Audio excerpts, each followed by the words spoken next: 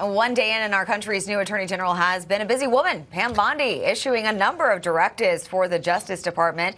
This while we wait for more of Donald Trump's nominees to have their full vote in the Senate. That includes Patel and RFK Jr. Joining us now, North Dakota Senator John Hoeven. Senator, so good morning. And look, I have no doubt Pam Bondi is going to walk into the Justice Department building this morning and just start knocking heads. What do you expect from her on day one? Well, I think she's really going to restore confidence in the Department of Justice and really in the judiciary system across the country. And people want strong law enforcement. They want to feel safe in their home and in their communities and safe when they travel around the country. And they want to know the border is secure. This is one of the fundamental reasons that President Trump was elected. And as you can see, whether it's border security or law enforcement, he's doing a great job of doing all the things necessary, including putting a great attorney general in place like Pam Bondi, to, again, make sure that we're safe in our community. And that's something people very, very much want. And I know that both Patel and RFK Jr. have been advanced to floor votes, which could be scheduled within the next week. Do you see either of those two having trouble getting through?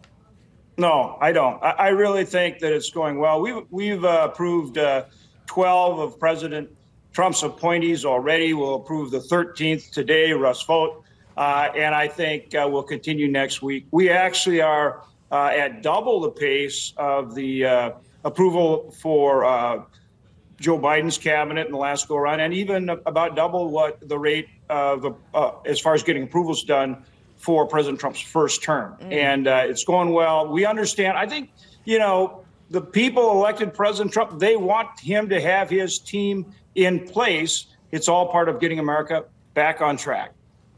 Yeah, speaking of getting his team in place, the Senate also confirmed Scott Turner as the Secretary of Housing and Urban Development yesterday. You posted on X saying, congratulations to Secretary Turner on his confirmation to lead HUD. His work advancing opportunity zones and in housing makes him a great partner in ensuring all Americans have access to safe, affordable housing. You were very enthusiastic about Secretary Turner.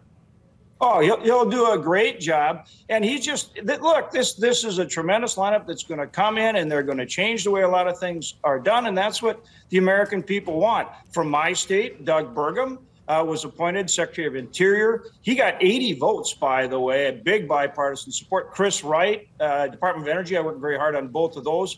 And Brooke Rollins, we're going to have up hopefully next week. We brought her out of our Ag Committee unanimously. So, you tend to hear maybe more about some of the nominees where the Democrats are pushing back. But we're going to get them through, too. But a lot of these have had good bipartisan support, and that's part of the reason that we're getting them through at a good rate. And of course, we're going to continue to push very hard to make sure that we get President Trump's cabinet in place. Yeah, and another one who had good bipartisan support was Doug Collins, confirmed as the Secretary of Veterans Affairs. Tell us a little bit about what he brings to this role, being a veteran himself. Being a veteran, being a chaplain, and then his time in the House, being a member of Congress. I mean, he really is going to be effective. And the other thing, personal relationships. If you've been around Doug at all, he's just a great guy. People like working with him. He's just going to do a fantastic job for our veterans. Yeah, lastly, Senator, I know there's a lot of talk about what's coming up next in Congress. We got about 30 seconds to go. Can't get reconciliation started until we get the Senate budget resolution in order. How's that looking right now? What are you hearing? Well, we had a conference on that yesterday, and I asked Leader Thune specifically, and of course, Lindsey Graham was kind of leading the discussion. I said, hey, guys, what is the specific timeline to get going? And we nailed it down. We are starting next week, end of the week, with markup in the Budget Committee and hope to have a budget reconciliation resolution to the floor within the next several weeks. So you're right. Giddy up. All right. All right. Senator John Hoeven, thank you so much for joining in this morning. Really appreciate it. Thanks, guys. Good to be with you.